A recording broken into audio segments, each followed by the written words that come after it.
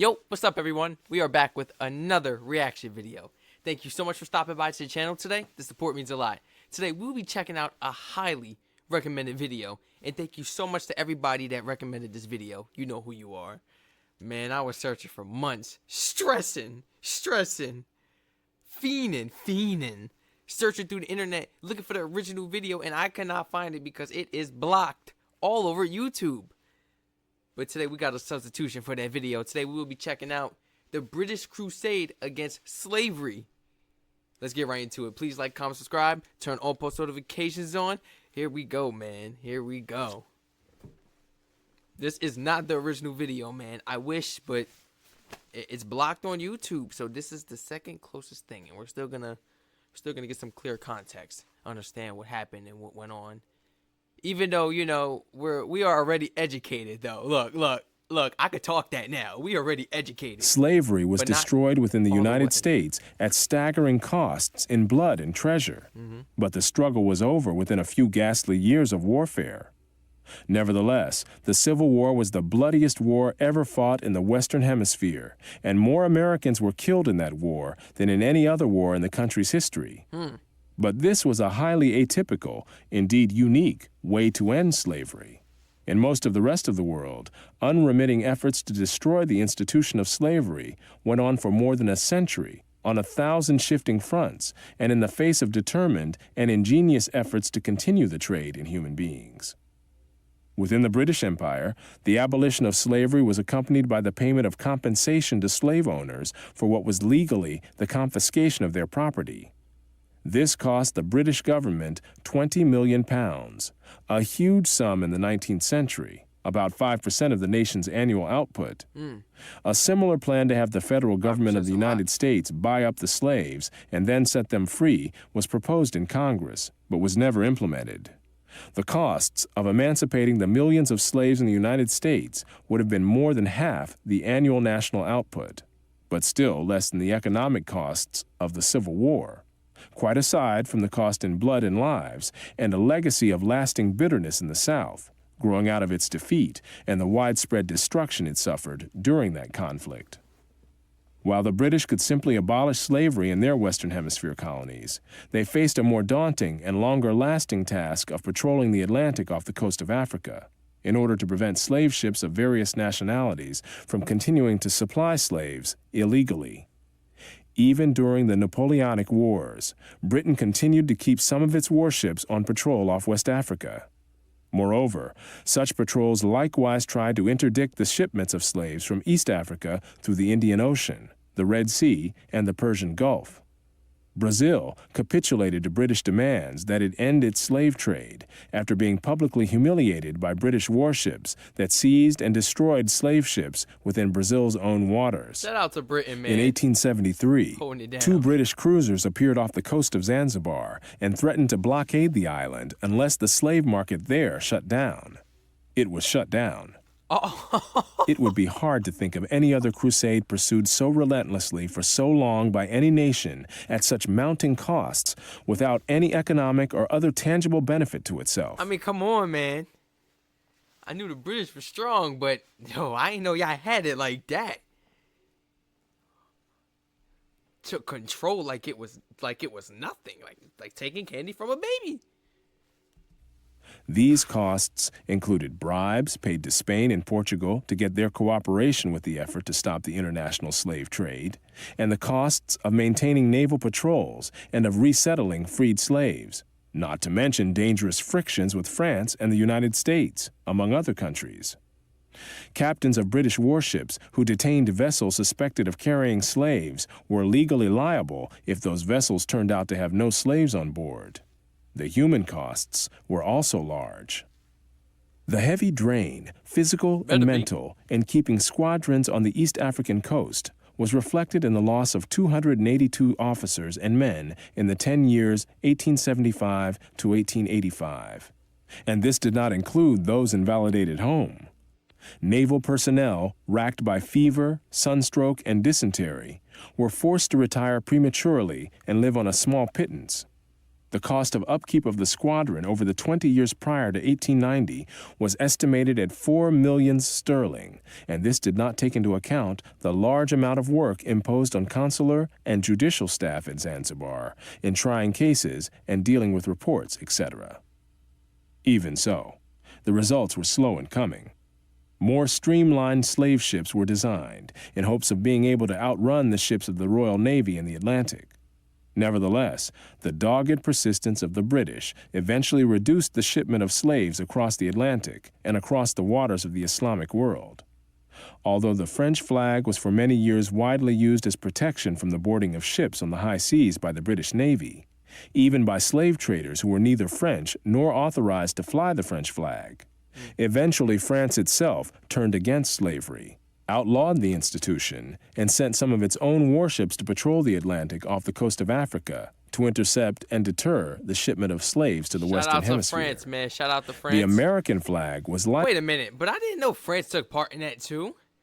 Wait, so... Oh. Wait a minute. You see how I said that? You know how I said earlier how I was educated? Look, I told you I got half of it.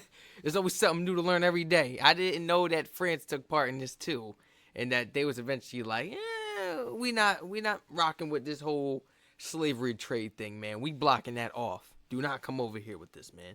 I didn't know they jumped in it like that. Okay. Shout out to France too, man. Well, how did I know likewise so that? used, and the United States, like France, eventually turned against the slave trade and sent warships to join the Atlantic. The American flag was likewise so used, and the United States, like France, eventually turned against the slave trade and sent warships to join the Atlantic patrols to interdict slave shipments. Although by 1860, the Atlantic slave trade had been effectively stopped, the slave trade from East Africa across the Indian Ocean, the Red Sea, and the Persian Gulf took longer to be reduced significantly. Off the east coast of Africa, smaller Arab vessels called dhows hugged the coastlines in waters too shallow for the British warships to enter. One British commodore estimated that he captured one dhow for every 8 that escaped. Nevertheless, during the period from 1866 to 1869, 129 slave vessels were captured and 3,380 slaves were freed. When the threat of being boarded seemed imminent, the Arabs would throw slaves overboard to drown, rather than have them be found on board. I'm glad he actually mentioned this because I actually read up on an article a few months ago about this very exact topic. And it was talking about how they threw slaves overboard because they didn't want them to be found. So they put shackles around their necks. Like, not just one by one, like separately. Like, 2 people connected to one shackle. So, connected to the neck, and then it has a bar, and it's another shackle connected to somebody else's neck. So, they're both going to sink together, and they can't come up. They tied their ankles together. Shackled the ankles together, I guess I could say. Their hands. Throw them overboard to avoid capture. Because there were only a few naval ships available to cover a vast expanse of water in this region, British warships would often launch smaller boats to engage the Arab slave dhows. In these cases, as one study put it, the slave traffickers frequently did not hesitate to attack boat crews in defense of their profits. Battles between the Arabs' vessels and the smaller British craft were especially likely when the larger ships that launched them were too far away to reach the scene in time to join the battle. In other cases, the Arabs fled even from the smaller British vessels. An episode in 1866 was typical. On 26 April 1866, the Penguin set out after a dhow and fired several shots in an effort to make the crew come to. When the dhow failed to lower its sail, Gartorth felt certain that she was a slaver and ceased firing for the sake of the slaves on board. However, he managed to close with the dhow, which then made for the rocks through a heavy surf. By the time the ship's boats could be lowered to follow, the Arab crew had fled, but the pounding surf made any attempt by the slavers to salvage the human cargo too dangerous. To their horror, the boat crew found that they too could not reach the dhow, which was rapidly filling with water, drowning the slaves. The boat officer decided that he could not risk coming in close to the dhow, but several of the crewmen of the cutter recklessly dived in and swam through the surf to the dhow. In a remarkable display of courage, the sailors managed to bring 28 of the slaves back to the boat.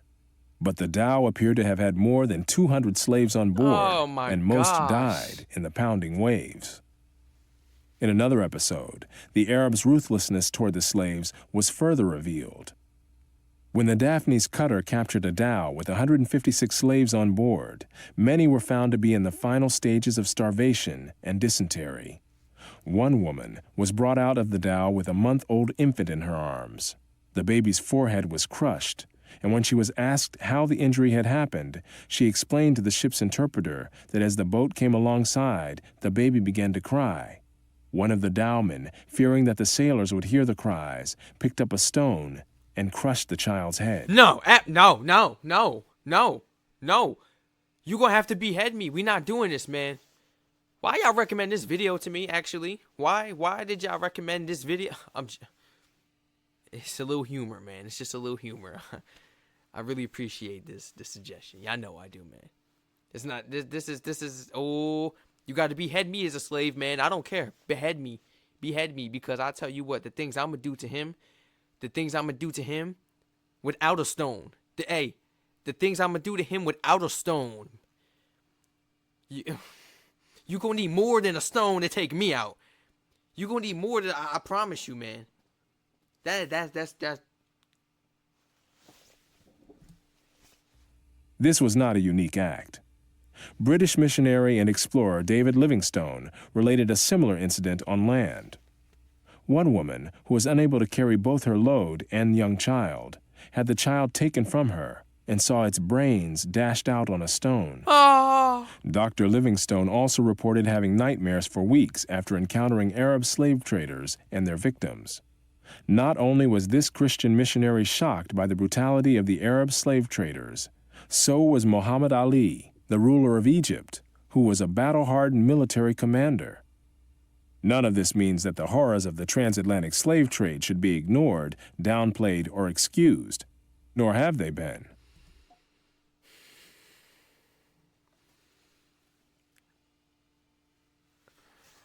I don't want to say it and be ignorant. And just say how not frustrated, but how sorry I feel for my ancestors and all those other slaves, man. How I just feel for all the slaves, for real. Like, in real life, all those slaves put together is way stronger than all those Arabs on that boat. Without the weapons, too. Without the weapons, too.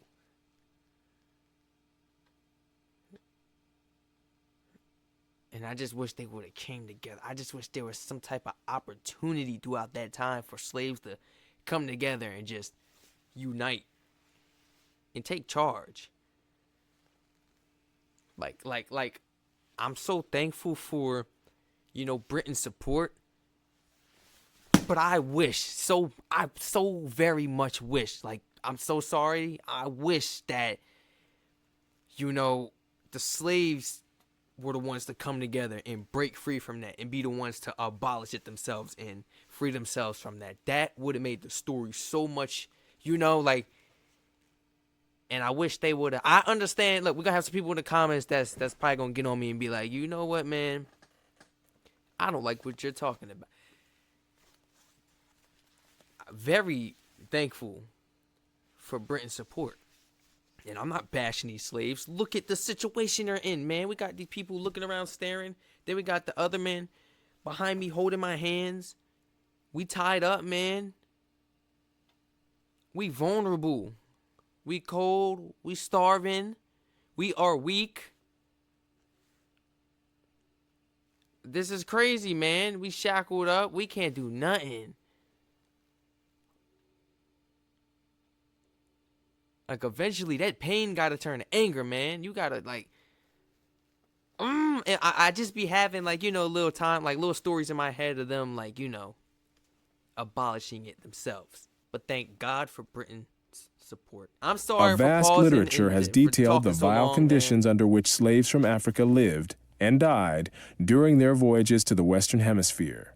But the much less publicized slave trade to the Islamic countries had even higher mortality rates en route, as well as involving larger numbers of people over the centuries, even though the Atlantic slave trade had higher peaks while it lasted.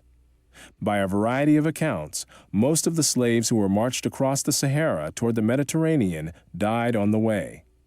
While these were mostly women and girls, the males faced a special danger. Like, this looks disgusting. I'm sorry for pausing. The females don't have clothes on either?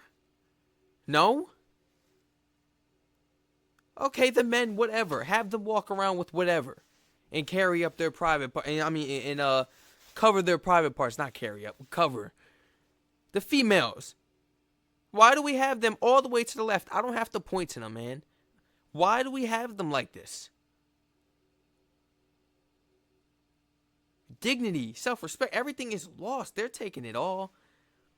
And they're violating in so many ways. And I'm so glad our history played out the way it did. Castration to produce the eunuchs in demand as harem attendants in the Islamic world. Because castration was forbidden by Islamic law, the operation tended to be performed, usually crudely, in the hinterlands, before the slave caravans reached places within the effective control of the Ottoman Empire. The great majority of those operated on died as a result. But the price of eunuchs was so much higher than the price of other slaves that the practice was still profitable on net balance. The British Governor-General of the Sudan, C.G. Gordon, estimated that between 1875 and 1879, from 80,000 to 100,000 slaves were exported through his region. General Gordon imposed the death penalty on those convicted of castrating slave men to market them as eunuchs. His attempt to stamp out slave trading in the Sudan cost him his own life as an opposing army, raised and led by Muhammad Mahad, defeated his troops at Khartoum in 1885 and killed Gordon, after which the slave trade flourished again. British control in the region was firmly re-established in 1898 by the crushing victory of troops led by Lord Kitchener at Omdurman, and including a young officer named Winston Churchill. On the issue of slavery, it was essentially Western civilization against the world. At the time, Western civilization had the power to prevail against all other civilizations. That is how and why slavery was destroyed as an institution in almost the whole world. But it did not happen all at once or even within a few decades. When the British finally stamped out slavery in Tanganyika in 1922, it was more than half a century after the Emancipation Proclamation in the United States, and vestiges of slavery still survived in parts of Africa into the 21st century. It's so sad that as a little kid growing up in my country, America, the United States of America, I thought that, the United States was the leader of slavery in a whole. Like, yeah, I thought they was the leader. Like, they was the they was the pack leader, man. I thought they started this whole thing. Since a little kid, like, that thought process went away once I reached like the age 7. But for some time, man, growing up, and I used to see the movies, and we used to learn it in school. I used to read the books. I used to be like, who is it? Because they never really mentioned or told us whether America took part in that or not. They didn't mention that the Arabs were the ones transporting the slaves, at least. I'm not going to say they were the slave owners, but they didn't tell us that they were involved in that. All they literally say in school, let me tell you something. They say white and black in school in America. White and black. There's no such thing as white and black. We all the same color. It's just different melanins, okay? We different melanins. Ain't no such thing as a white person. Their melanin is just really light. There's no such thing. These people, they have no clue. They have no clue. Blacks, which were the slaves. Africans. They just say that Africans were slaves and that the whites were the owners. They captured them. That's it. Who are the whites? Where are the whites from? Are they from Britain? Are they from France? Where are they from? Where are these whites from? You see what I'm saying? They're not mentioning where these whites are from. Were they American? All we learned throughout school is white and African. So you just grow up as a kid thinking, okay, white people don't like us. It's all the white people. And then it was they don't like the Africans, so they don't like black people in whole because they all think we from Africa. They all, we all from Africa. So it's crazy, man. And it ain't fair. It ain't fair at all. They don't tell you the full story. They never do. But guess what? I'm going to be educated by the end of this video because I got amazing British supporters who educate me in the comments down below, man. If you guys enjoyed this video, please let me know in the comment section down below how you feel and what you think about it, man. Please feel free to recommend some more videos down below in the comment section. And feel free to use my suggestion link down below in the description if you want to recommend some more videos for me to react to. Once again, please like, comment, subscribe, turn all post notifications on. Thank you so much for stopping by to the channel today and showing support. It really means a lot. If you're new to the channel, welcome to the family. I hope you enjoyed this video. Everybody, please feel free to share the channel and share this video to your friends, your family members, man. Share the channel to your peoples. We're on the road to 5K, and we're going to hit it soon. I'll catch you guys in the next one. Stay safe.